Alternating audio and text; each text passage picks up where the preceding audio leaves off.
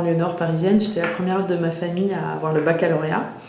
Et puis après 10 ans d'expérience professionnelle, je me suis aperçue, on s'est aperçu avec Saïd Amouche que dans nos quartiers respectifs, ça n'évoluait pas beaucoup et que trop de jeunes encore, même diplômés, subissaient de plein fouet la discrimination et ça nous paraissait injuste. Et donc on a lancé un cabinet qui permet de mettre en relation des entreprises qui ont des vrais besoins et des jeunes qui sont en recherche d'un premier job ou d'un stage de fin d'études ou d'une alternance. Un des déclics forts, c'est que lorsque j'entendais dire de la part de professionnels du recrutement ou de la fonction RH dire on ne recrute pas dans les quartiers parce qu'il n'y a pas de compétences, ou lorsque j'entends encore dire des responsables d'entreprise dire je ne peux pas recruter tel ou tel type de personnes parce qu'ils ne sont pas à la hauteur de leurs compétences, ou on ne les trouve pas, ou ils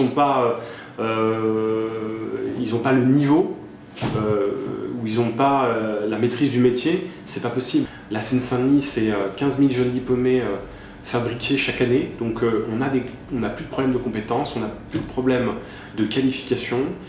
Si on cherche bien, on a un bon niveau de motivation et c'est pas possible que ce soit toujours les mêmes qui ne trouvent pas du boulot. Après, notre rôle, c'est de proposer des candidats qu'on va évaluer sur des compétences et pas sur des standards type gueule de l'emploi. C'est-à-dire qu'on va vraiment faire un travail RH approfondi pour proposer des candidats qui collent à une offre de poste en se débarrassant de certains éléments qui peuvent être parfois très subjectifs sur un recrutement.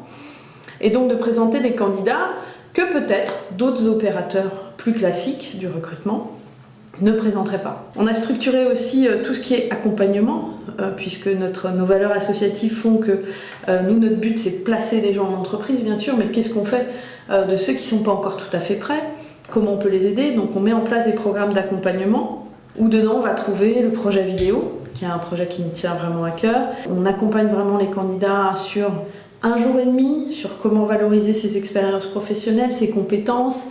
On redonne confiance, on les coach au sein d'un studio professionnel pour arriver au produit CV vidéo que le candidat va pouvoir utiliser de façon différente. Plutôt que tout cacher, on préférait tout montrer.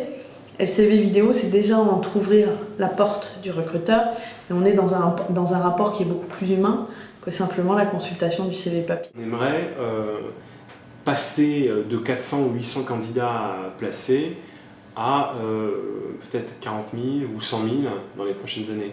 Donc voilà, il y a des leviers à trouver, il y a des alliances à faire et on est en plein dans ces réflexions actuellement. On n'est pas un modèle, on est une expérience qui marche, qui peut se développer assez facilement. On est dans une logique d'ouverture de nos pratiques vers d'autres et on a vraiment envie d'être dans des collaborations partagées dans une perspective de servir l'intérêt général.